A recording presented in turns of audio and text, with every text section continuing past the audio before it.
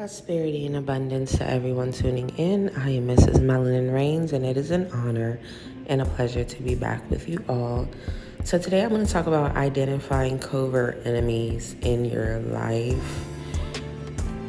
And I want to talk about them in the form of not just romantic partnership, which a lot of times we feel more encouraged to look for, but also as friends or family,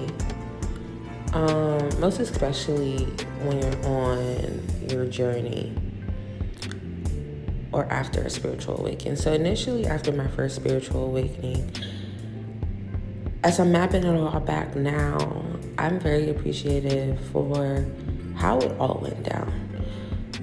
I think often about how it was like a newborn baby. And excuse all the background noise. It's early in the AM. There's a lot going on outside, construction and traffic. But I think about that newborn baby phase. And the newborn baby phase happens more than once because you reawaken. You go through these different cycles. Our awareness opens more, our ability to set boundaries, to execute, to revise the vision. All of these things are a part of the process. They're not necessarily failures. They're just a part of the process. And I don't even want to so much call them covert enemies as I would like to call them covert destructive people. Because as we know, it's not personal. But saying it's not personal don't mean that destructive people won't make it personable for you when they're in your life. A lot of times we overlook these people because we may be coming from a space of where things that are familiar are not necessarily healthy. And, excuse me, I had to sneeze. But it's not always a healthy thing just because it feels familiar. And in life, most people are groomed to take way too much, if not be a villain themselves. Very seldom you see the proper balance where a person has a great heart, a great spirit, and they were also taught to identify the fruits of another person's life before they get overly invested or before they allow their self to be intertwined with people. A lot of people who are great spirits and great people at heart pour into other situations with the thought in mind that we all have the ability to heal. And a lot of times this becomes draining to them, and it removes the focus from them healing, taking an active seat in healing their own areas of insecurities, doubts, trauma, whatever the case may be. So your foundation could be great at home, but yet and still in the world, in school, you may have been bullied in school.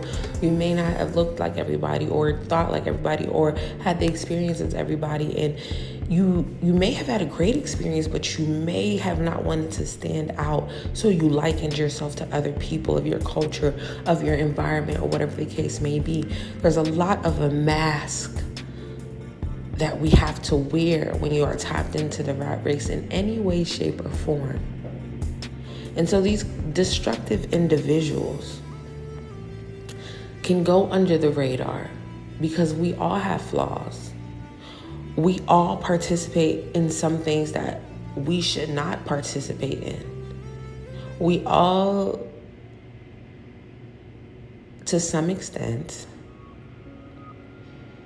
feel as though, and I won't say we all, there's a certain particular group of people who feel as though, I fall short. And so I don't want to overanalyze other people's shortcomings. And I believe that we are here to pour into one another, which is true for a small percentage of other people. But at large, this grooming can become such a large part of anyone. Even if you aren't wicked-spirited, even if you didn't have heavy trauma, this can become the pathology of anyone in most societies today. When you see people doing things, and okay, it's easier to tell when someone's repeating the exact same thing, but when that behavior is on a spectrum, okay? So maybe one time they stole something from you, but it wasn't anything major, so you didn't think too much of it. You let it go. You forgave. Then the next time you saw them flirting with your partner. Then the next time you guys were out, they got food.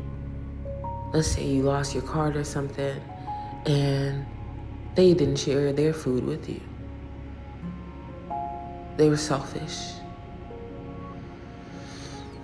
Identifying that pathology for people becomes a lot more difficult than if a person is beating you every day. And even when a person is beating you, there are people who, if they feel like it's because it's not every day, it's only happened a few times, they feel like it is not that big of a deal. And then you just have those destructive people who simply, they give you all these gifts. They act like they're like-minded because they're marrying you. And you don't see yourself as someone who would be perceived as someone else, as someone to take something from, or someone to be jealous of. You don't perceive yourself that way, but it's not a material thing. The destructive individuals we're talking about a lot of times are overrun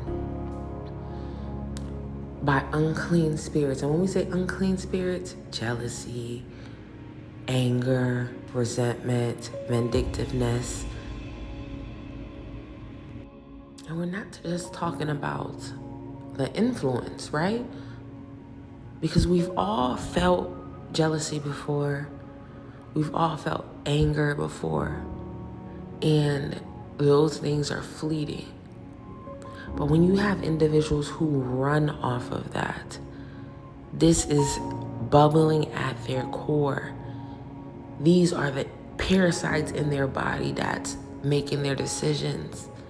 Everything from how they eat to how they move in the world.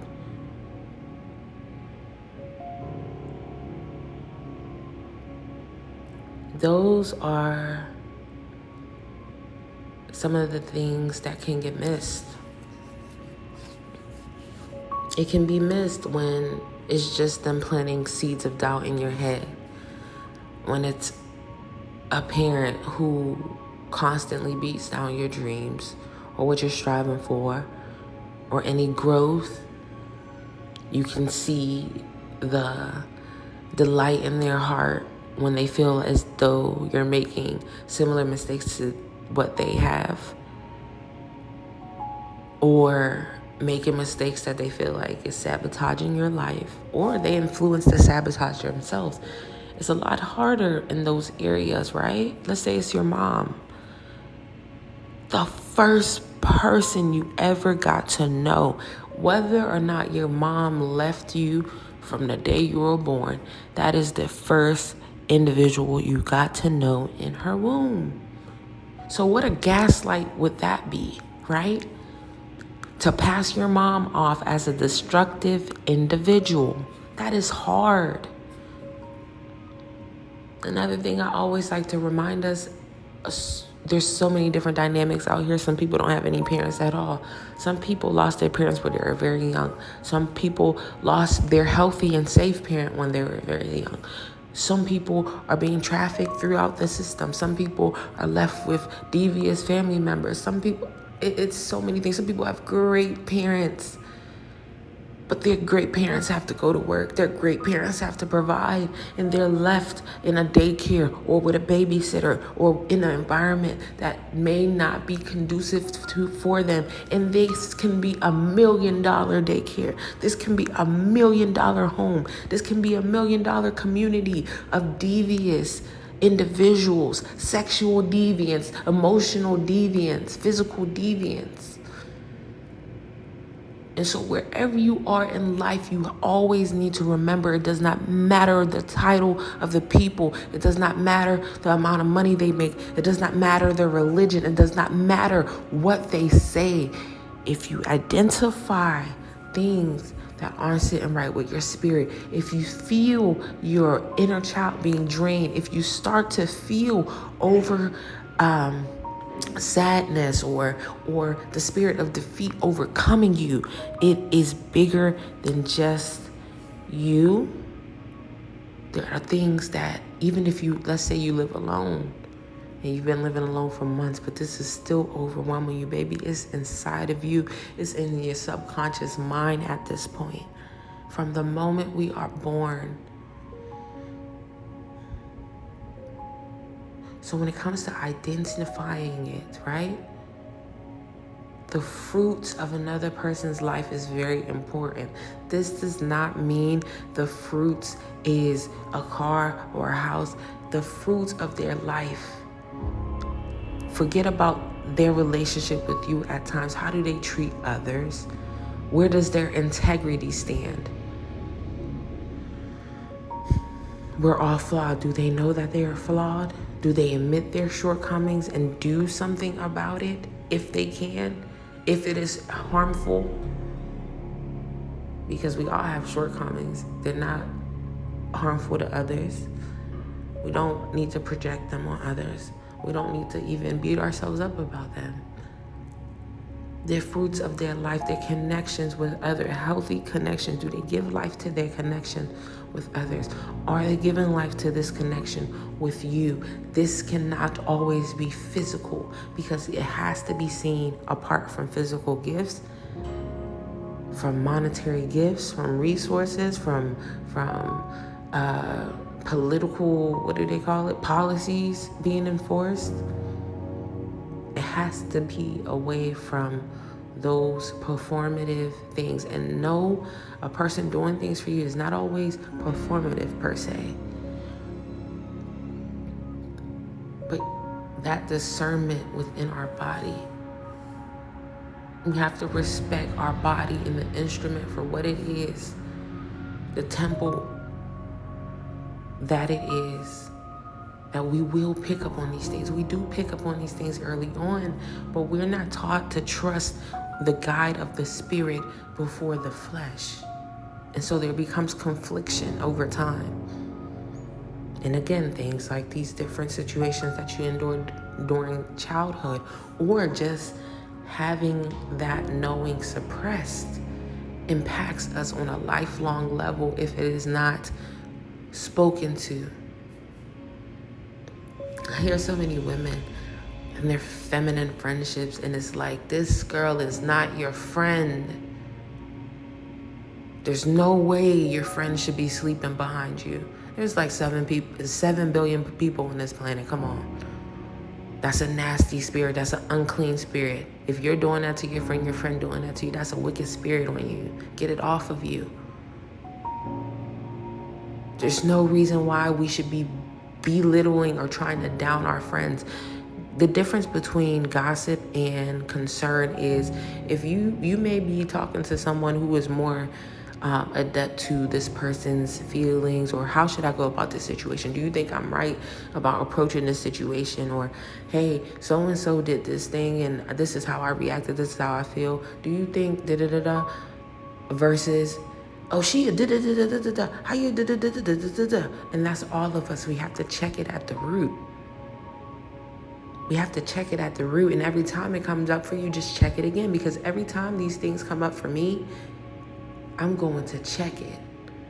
I can't promise anybody I'm going to be perfect, but do you have the wherewithal to keep yourself self-regulated? The moment we start getting accustomed to doing stuff that are below our integrity, it's going to become habitual.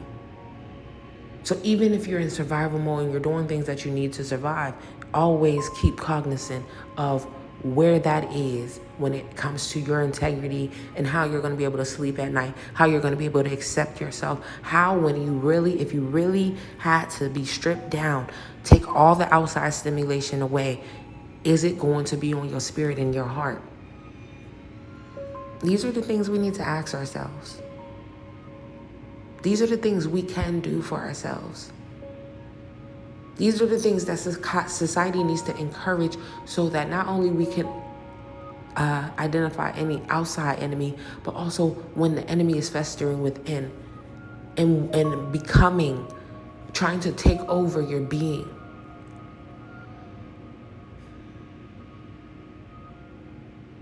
So identifying that really has a lot to do with where you stand with your integrity. You keep letting yourself slide, you're going to let other people slide. And even if you don't let other people slide, you're going to get paranoid that these people also are going to be able to do the same things to you, not because it's one of those pseudoscience things where the enemy, you're the one, I'm not even on that type of, we're not talking about that. What I'm talking about is when we can identify it within ourselves, even when we have to keep stripping ourselves and trying again, we can set the proper boundaries. We can identify these unclean spirits. We can nip them in the butt when it tries to get inside of us, when it tries to overcome us, and we can nip it when we see it on other people. And we can look at them and see how they nip it or how they allow it, how they become it, how they become overcome by it. So it really starts with our own integrity. I always like to mention the sabbatical because that is a prominent part of taking that sabbatical, stripping yourself of outside stimulation. Really, repentance is not a Christian thing. It doesn't belong. I don't mean any disrespect. I'm really not here to disrespect anybody. I'm really not, regardless of where I stand. But it's not just it shouldn't just be looked at as a Christian concept. I believe it's in various forms and different texts. But this process of repentance is so beautiful to me because, excuse me, it's not just asking for forgiveness. I seen someone comment that the other day, and she's not Christian. So she was saying, okay, the person was asking about repentance, and she was saying, I guess, you just ask Jesus for forgiveness and you'll be forgiven. And where I'm coming from repentance, this is how I want to relay it to you all. Repentance is not just an asking for forgiveness. It's a whole process. Especially if you can take this sabbatical and strip yourself of outside stimulation, you will feel everything come to your spirit that you need to get rid of. This is what the text talks about as far as putting your burdens onto the Messiah. And we're not getting into whether we'll believe in it or not. We're not talking about that. We're just using symbolism right now. You take those burdens and you take it and you put it onto, you let it go. You put it onto the Messiah, okay? So let's use this Messiah as, apart from a physical being, let's use this Messiah as a power, a reset power. So you're taking the burdens, you're stripping yourself, you're putting it on, let's say the Messiah. Let's use a plate as a representation of the Messiah. Putting it on this plate. You're letting it go. Okay? You're shedding that so you can turn away from that. So you can be able to deeper acknowledge the things that stand in between you and the alignment with the Most High. Again, that ultimate power. Okay? So you're stripping that off of you. And you're turning away from it. It is a whole process that you will feel. It is a alchemical process that even can help you beat addictions. Okay? You got to not only ask for forgiveness, it's beyond that. You got to be ready to strip that stuff and turn away from it. It's a process. And a lot of times, it's a continuous process. It's a continuous process, a daily process. Okay? So it's not just about a person apologizing to you or you apologizing to yourself. You have to take the stance to make the changes that will take you from that disalignment with your energetic bodies. It's a tough thing to have your mind warring against your spirit warring against your flesh, and it feeling like a separate entities. It's not proper. And this is what the sabbatical is supposed to be a reset for. This is what being in a rat race is such a distraction of. Okay? And so over time, this place, these systems, or getting lost in it, everything is what you make it if you can really take time to be still. Be able to set your boundaries for yourself, for others, for people, places, and things. Because we don't have to be perfect. We can't see the future. Even if you claim that you're psychic, there's no one who has a full flesh view of the future besides that all-knowing, all-powerful, right? You have aspects of it. And so these little fruits of our lives should be telling people things about us. The same way people look at you, and if you have on dirty clothes, they assume you're poor. That most likely could be true, but a lot of times it may not be. Because it's our inner world really that will be judged, that should be judged. And I don't want to talk too much on it. I hope I really shed some light to that, okay? So really, it really comes and boils down to our integrity, our boundaries. Being a loving person isn't just about scattering and pouring out things into just anything. It's about also having wisdom and discernment, and also knowing love is abundant. And you will be able to always access and refuel it when your heart and your spirit is in the right place. And even when you get exhausted, you go take your sabbatical, you come back out, and you remain loving and in the flow. But you don't allow these unclean spirits to have access to you.